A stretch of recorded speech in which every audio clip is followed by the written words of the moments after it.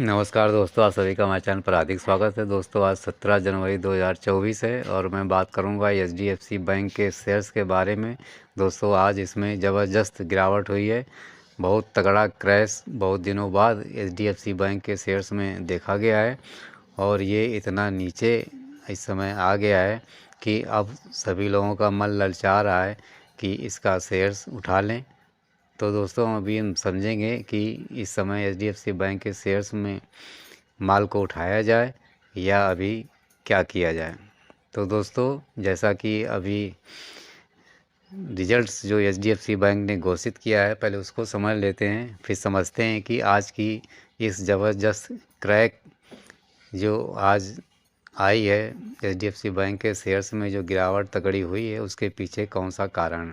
तो सबसे पहले जो रिजल्ट्स कल 16 जनवरी 2024 को एचडीएफसी बैंक ने घोषित किया, उस पर थोड़ी नज़र डाल लेते हैं। पहले तो दोस्तों, एचडीएफसी बैंक का कंसोलिडेटेड नेट रेवेन्यू काफ़ी अच्छा बढ़ा है, 113.5%, जो कि 717.7 बिलियन हो चुका है अभी Q3 के रिजल्ट्स में, यानी कि 31 दिसंबर 2023 का जो एंडिंग क्वार्टरली रिजल्ट्स अभी जो पेश किया गया है।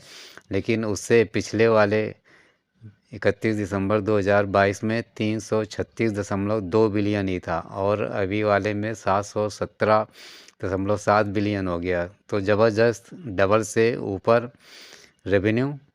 और इस तरह से यदि प्रॉफिट देखें तो आफ्टर टैक्स अभी Q3 2023 जो 31 दिसंबर का था, उसमें 172.6 बिलियन का हुआ, जो कि लगभग 36% ऊपर है 31 दिसंबर 2022 वाले क्वार्टर से।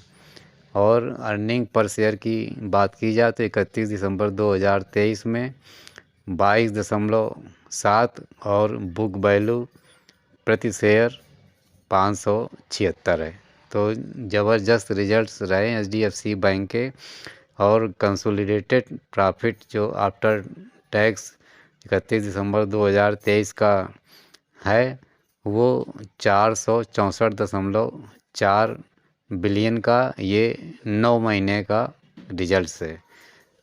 तो दोस्तों, ये भी 39% के आसपास ज़बरदस्त बढ़ोतरी है 9 महीने में।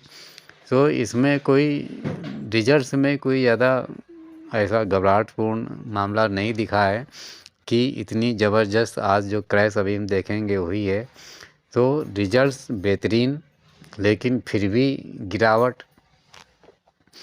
तो दोस्तों, गिरावट से पहले जो कल प्रेस कॉन्फ्रेंस हुई है एचडीएफसी बैंक की रिजल्ट घोषित होने के बाद, उसमें chief financial officer Srinivasan Vaidyanathan ने एक बहुत अच्छी घोषणा की है।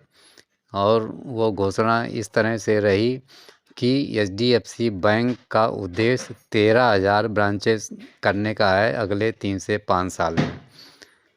तो इस तरह से अभी जो पिछले एक साल यानी कि 12 पिछले महीने जो अभी हैं, जो अभी रिजल्ट्स आया है, इससे पहले 908 ब्रांचेस खोली हैं, जबकि 146 ब्रांचेस अभी लास्ट Q3 में खोली हैं।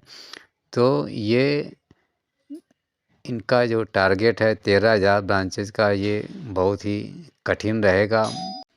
दोस्तों, इसी तरह से दूसरी एक महत्वपूर्ण खबर और सीएफओ ने दी है कि एचडीएफसी बैंक की नॉन बैंकिंग शाखा एचडीबी फाइनेंशियल सर्विसेज का आईपीओ कुछ महीनों में ही आ जाएगा और ये सितंबर 2025 तक पूरी तरह से फ्लोर पर आने की उम्मीद जताई है। तो इस तरह से जो अच्छे अच्छे प्रेस कॉन्फ्रेंस में इनको एचडीएफसी बैंक के सारे पहलू बताए गए हैं, वो काफ़ी बेहतरीन हैं। लेकिन फिर भी शेयर्स में आप देखिए, आज इतनी तगड़ी गिरावट हुई कि शायद किसी ने सोचा भी नहीं था। आज दोस्तों, एचडीएफसी बैंक का शेयर 8.25% की गिरावट के साथ जो क्लोजिंग हुई है, वो 1,542.15 पर एनएससी पर।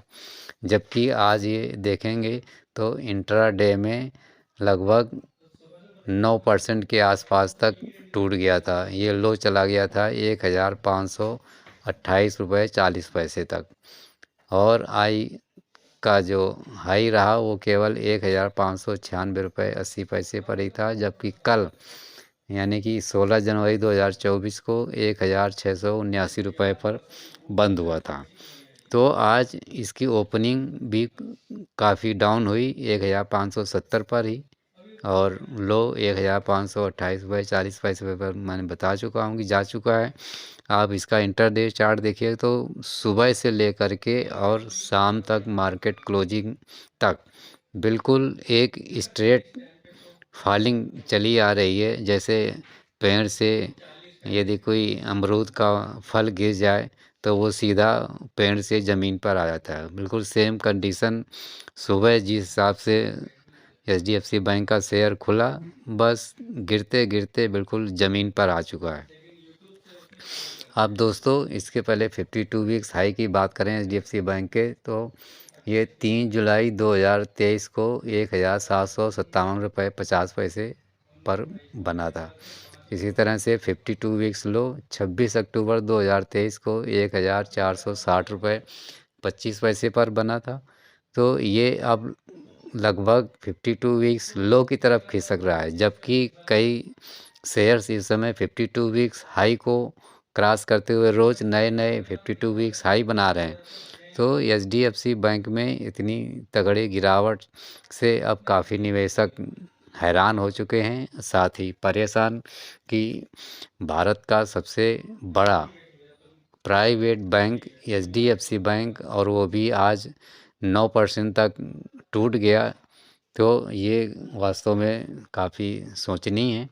तो इसके पीछे जो मुख्य कारण बताए जा रहे हैं आज के बैंक के शेयर्स में, तो एचडीएफसी बैंक के शेयर में सबसे बड़ा कारण यही रहा कि बैंक का जो Q3 का अभी रिजल्ट घोषित हुआ है उसमें नेट इंटरेस्ट इनकम को बाज़ार के मुताबिक नहीं माना जा रहा है। यानी कि लोग उम्मीद करके चल रहे थे कि रिजल्ट्स थोड़ा और बेहतरीन होना चाहिए, और साथ ही तिमाही आधार पर जो मार्जिन है वो भी निवेशकों को रास नहीं आया। तो इस तरह से जो मार्जिन काफ़ी कम रहा, तो उससे अतिरिक्त कैपिटल जो बैंक को फ़ायदा होना चाहिए था वो नहीं दिख रहा है। तो इस तरह से इसमें काफ़ी घबराहटपूर्ण बिकवाली दिखी।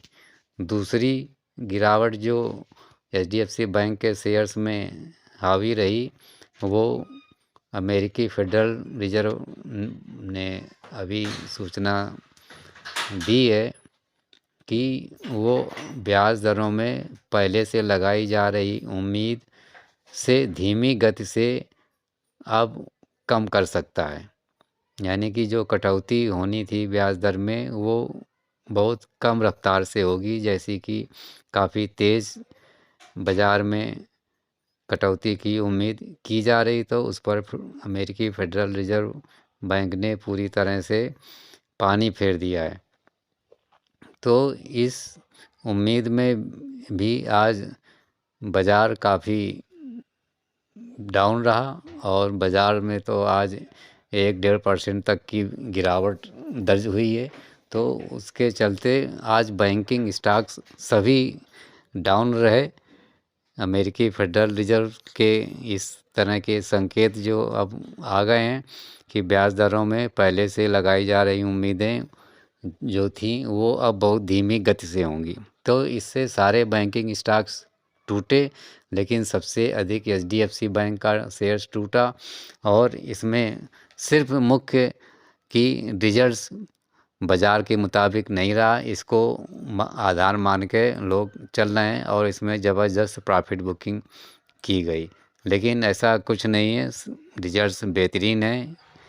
प्रेस कॉन्फ्रेंस में सीएफओ ने ज़बरदस्त घोषणाएं की हैं। तो आने वाले समय में आपको बहुत ही बेहतरीन एचडीएफसी बैंक दिखाई देगा। इसका शेयर्स आगे चल कर के और बढ़ेगा, लेकिन जो अभी घबराहटपूर्ण बिकवाली है इसमें निवेशक काफ़ी सावधानी बरतें। जिनके पास शेयर्स पड़े हुए हैं HDFC बैंक के, वो किसी भी तरह से घबराहटपूर्ण इस माहौल में कतई अपने माल को न बेचें, और जिन्हें नई परचेजिंग करनी है वो थोड़ा अभी वेट कर सकते हैं। सो HDFC बैंक के शेयर्स में जो अब अगला सपोर्ट लेवल बेस्ट है, वो आपको 1400 रुपये पर ही दिखाई दे रहा है। सभी इस पर ये मान के चल रहे हैं कि अब जो लेवल आ गई है ये अभी शॉर्ट टर्म के लिए बहुत ही बेहतरीन लेवल है HDFC बैंक की। तो अभी लगभग 1542 रुपये में जैसे क्लोजिंग हुई है, तो 1500 और 1400 के बीच में यदि इसका शेयर्स मिल जाता है तो बटोरने में कोई हिचकिचाहट नहीं है। शॉर्ट टर्म में आपको ये फिर से 52 वीक्स हाई को क्रॉस करके पहुंचेगा, और इसका टारगेट 2000 रुपये पहुंच जाएगा इसी साल में, यानी कि वर्ष 2024 तक का इस पर लोग यही टारगेट दे रहे हैं।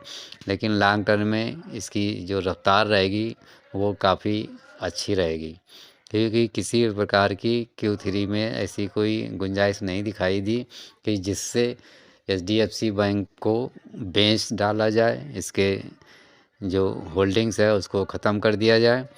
सिर्फ घबराहटपूर्ण बिकवाली, प्रॉफिट बुकिंग और अमेरिकी फेडरल रिजर्व बैंक की तरफ से संकेत आना कि अब जो कटौती की दर है ब्याज दरों में वो काफ़ी धीमी रहेगी, इनको आधार मान करके HDFC बैंक के शेयर्स में तगड़ी गिरावट हुई। क्योंकि अब मान के चल रहे हैं लोग कि अब तो Q3 का रिजल्ट घोषित हो गया, अब जो कुछ होना था जो हो गया, अब होगा तो अगले वाले Q4 में होगा। तो इस तरह से किसी भी तरह की घबराहटपूर्ण बिकवाली HDFC बैंक में न करें, बल्कि 1400 रुपये के आसपास रेट पहुंचने पर माल अच्छी तरह से भर लीजिए। शॉर्ट टर्म में आपको ये 2000 रुपये तक पहुंच जाएगा। तो दोस्तों, मेरी तरफ से आप सभी लोग HDFC बैंक के शेयर से अधिक प्रॉफिट कमाएं, और आपकी जो रकम है वो कई गुना आगे बढ़े, ये मेरी हार्दिक शुभकामनाएं रहेंगी। दोस्तों, वीडियो अच्छा लगा हो तो लाइक ज़रूर कर दें, शेयर भी कर दें, हमारे चैनल को भी सब्सक्राइब कर दें। धन्यवाद।